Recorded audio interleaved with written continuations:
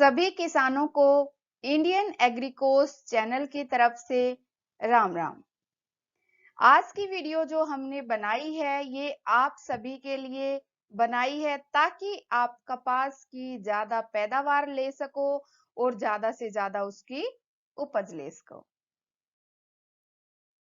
जो कपास है वो भारत की और पूरे विश्व की बहुत ही महत्वपूर्ण क्रॉप है, फसल है। और ये जब पकती है तो इसको पकने के लिए 6 या 8 महीने की आवश्यकता होती है। इसको मुख्य तौर से अगर देखा जाए तो पंजाब, हरियाणा, गुजरात, राजस्थान, तमिलनाडु मोस्टली एरिया के अंदर इसको उगाया जाता है।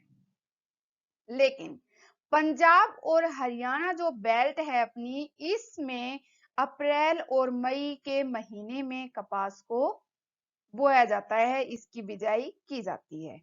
बहुत सारे किसानों ने कपास की बिजाई कर दी होगी, लेकिन जिन किसानों ने बिजाई नहीं की है तो वो भी अभी टाइम है तो कपास की बिजाई कर सकते हैं।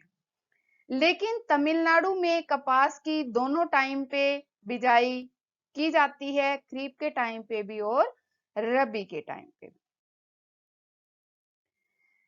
जब कपास को की हम बिजाई करते हैं तो उसके लिए जो टेम्परेचर चाहिए, जो तापमान चाहिए, जो कपास को अपनी वृद्धि के लिए क्या चाहिए, तापमान चाहिए, तो वो तापमान चाहिए उसको 21 डिग्री सेल्सियस से 30 डिग्री सेल्सियस के बीच में। अगर 20 डिग्री सेल्सियस से नीचे तापमान आता है तो जो कपास की वृद्धि है वो अपने आप क्या हो जाती है, कम हो जाती है, और जिससे कपास की उपज भी कम आती है। अब जो दूसरी बात है जो हमें ध्यान में रखनी है, कई जो किसान हैं वो थोड़ा सा कंफ्यूजन में रहते हैं कि किस टाइप की जो सोयल है, मिट्टी है, हम उस कपास में ले सकते हैं, कपास के लिए कल्टीवेशन में उसको ले सकते हैं। तो जो सबसे बेस्ट, सबसे अच्छी जो मिट्टी है वो गहरी काली मिट्टी है। सबसे जो बेस्ट मिट्टी है कपास के कल्टीवेशन के लिए, बिजाई के लिए, वो है गहरी काली मिट्टी। जलोढ़ मिट्टी, लाल मिट्टी और लेटेराइट टाइप की जो मिट्टी है वो सबसे बेस्ट है। उस टाइप की मिट्टी में आप कपास की ज्यादा से ज्यादा पैदावार ले सकते हैं।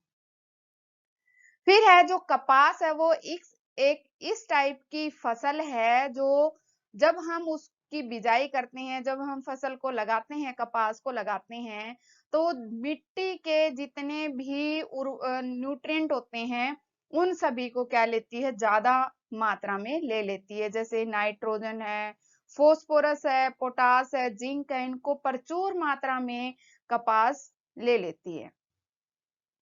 तो सोयल की जो उर्वरकता है उसको बनाए रखने के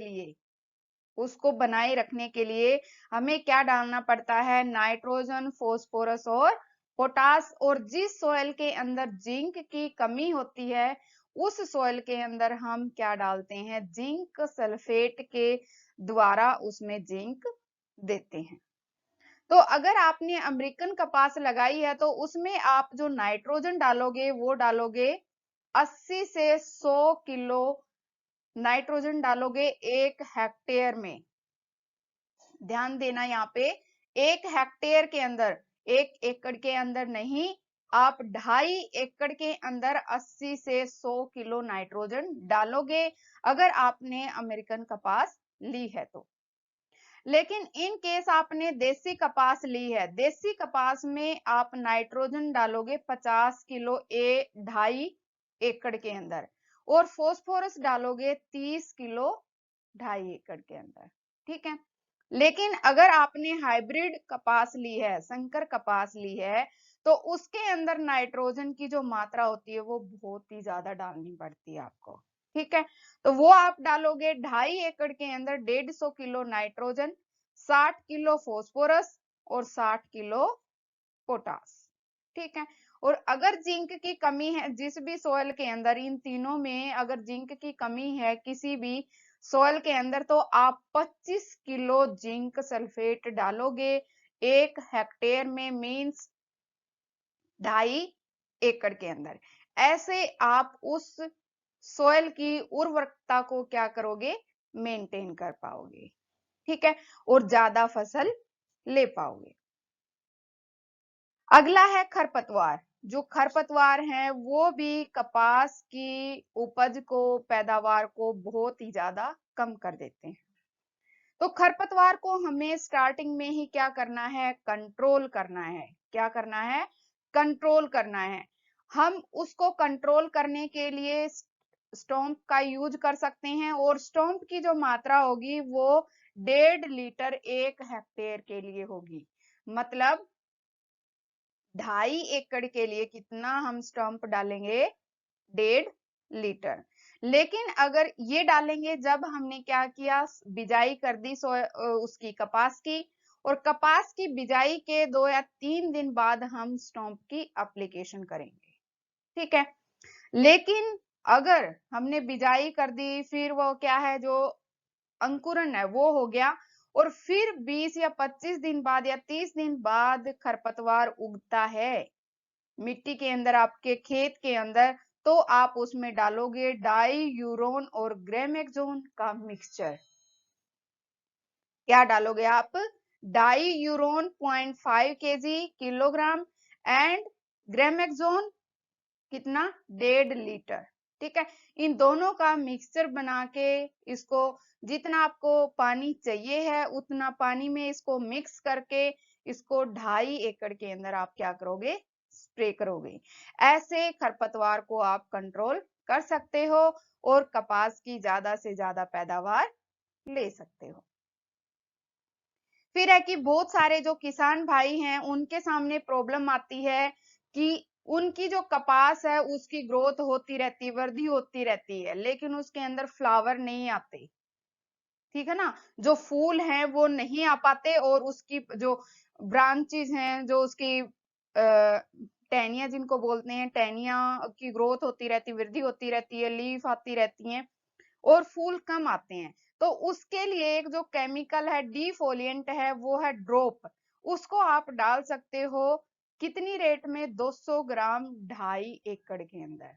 तो उससे क्या होगा, जो फूल हैं वो फूल आने स्टार्ट हो जाएंगे, और जितने भी बोल बने हैं वो भी क्या है, पकने स्टार्ट हो जाएंगे, ठीक है।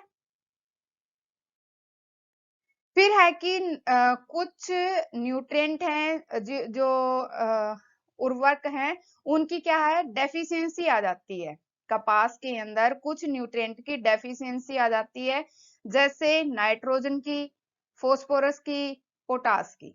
तो हम आपको यहाँ पे दिखाएंगे कि जो डेफिशिएंसी आती, जब कमी आती है न्यूट्रिएंट की, तो आप उसको कैसे पहचान सकते हो।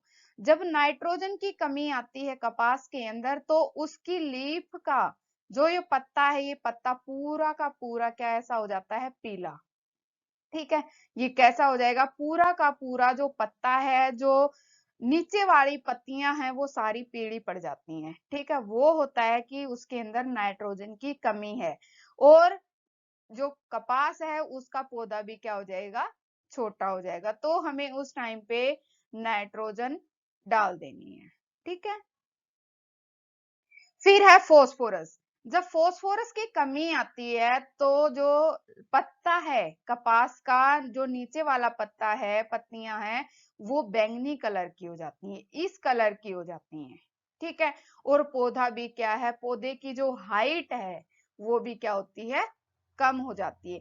तो ऐसे आप पहचान सकते हो कि पौधे के अंदर किस न्यूट्रिएंट की कमी आई हुई है, और वो न्यूट्रिएंट आप फिर सप्लाई कर सकते हो फर्टिलाइजर्स के थ्रू, ठीक है। फिर है पोटासियम। जो पोटासियम है, ये देखो पोटासियम बहुत ही इंपॉर्टेंट है क्रॉप के लिए। पोटासियम बहुत ही ज्यादा इंपॉर्टेंट है, क्योंकि जब पोटासियम अगर पौधे के अंदर प्रचुर मात्रा में है तो पौधा स्वस्थ रहता है, उसके कोई बीमारी नहीं आ पाती। क्योंकि पोटासियम एक ऐसा न्यूट्रिएंट है जो प्लांट को बीमारियों से बचाता है, ठीक है, और प्लांट के अंदर पानी भी बनाए रखता है। और जब पोटासियम की कमी आती है तो प्लांट के जो पौधा है, पौधे में बीमारियां बढ़नी स्टार्ट हो जाती हैं।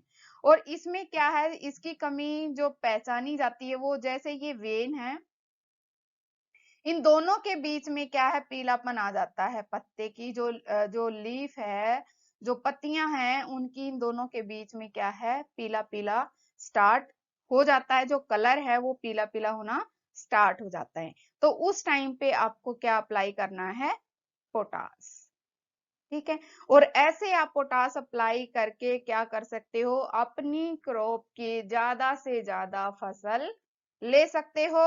और आप उससे क्या कर सकते हो, अपने पौधे को बीमारियों से बचा सकते हो। फिर बात आती है सिंचाई की, क्योंकि जैसे पंजाब में या हरियाणा बेल्ट में पानी की कोई कमी नहीं है, लेकिन जैसे तमिलनाडु है, राजस्थान है या अदर एरिया है जहां पे पानी की कमी है, तो वहां पे अगर पानी की कमी है तो वो पानी अगर उनके पास एक पानी है, दो पानी या तीन पानी है, तो किस टाइम पे वो पानी दें और फिर उससे फसल वो ज्यादा ले सकते हैं। अगर किसी किसान भाई के पास केवल एक ही पानी अवेलेबल है, एक ही टाइम पे वो पानी दे सकता है, तो वो उस पानी को केवल फूलों के टाइम पे दे। जब कपास में क्या हो, फूल आए हुए हों, ठीक है, फूलों का जब टाइम हो तभी वो उसमें क्या दे, पानी दे। लेकिन अगर किसी किसान भाई के पास दो पानी है तो वो एक टाइम पे दे, फूलों के टाइम पे, और दूसरा जब वो टिंडे बनते हैं, जिसको बोल बोलते हैं इंग्लिश में, लेकिन हिंदी में बोलते हैं टिंडे। ठीक है। तो उन टिंडों के टाइम पे जब वो टिंडे बनते हैं तो उस टाइम पे हमने क्या देना है, दूसरा पानी देना है। लेकिन अगर तीन पानी है तो एक बार जब अंकुरन होता है, सीडलिंग जब अमर्ज होती हैं, दूसरा फूलों के टाइम पे, और तीसरा जब भी पानी अवेलेबल हो, जैसे टिंडे फॉर्मेशन के टाइम पे भी आप दे सकते हो। और ऐसे किसान भाई फसल इसकी ज्यादा ले सकते हैं, ज्यादा पैदावार ले सकते हैं। जैसे ये डिफरेंट मेथड हैं, डिफरेंट टेक्निक हैं कि कैसे हम पानी को ज्यादा से ज्यादा बचा सकते हैं। इसमें दो तीन जो मेथड हैं, एक है स्ट्रेट फर्रो, ठीक है, जिसमें हम क्या करेंगे, रिज और फर्रो बनाएंगे। रिज के ऊपर होगी कपास, ठीक है, कपास के सारे पौधे होंगे, और फर्रोज में हम पानी देंगे। ठीक है, इन नालियों में हम क्या देंगे, पानी देंगे, तो इससे भी वाटर की सेविंग होती है। फिर है अल्टरनेट फर्रो, मतलब एक फर्रो को छोड़ के दूसरी फर्रो में हम क्या देंगे, पानी देंगे। और इस मेथड से हम 35% पानी की बचत कर सकते हैं। अगर हमने एक फर्रो छोड़ के दूसरी फर्रो में पानी दिया है, जैसे इस फर्रो में पानी दे रखा है, इसको छोड़ दिया, तो ऐसे हम 35% पानी बचा सकते हैं। फिर एक नई टेक्निक और है, पेयर्ड रो टेक्निक। इसमें क्या है, एक जैसे ये हमने रिज बनाया है, यहाँ पे दोनों साइड हम क्या लगाएंगे, पौधे लगाएंगे, कपास के पौधे लगाएंगे। तो जैसे ही हम फर्रो में पानी देंगे तो ये क्या है, यहाँ से भी पानी लेगा और ये यहाँ से भी क्या लेगा, पानी लेगा। और इस टेक्निक के द्वारा फार्मर 30% वाटर बचा सकता है।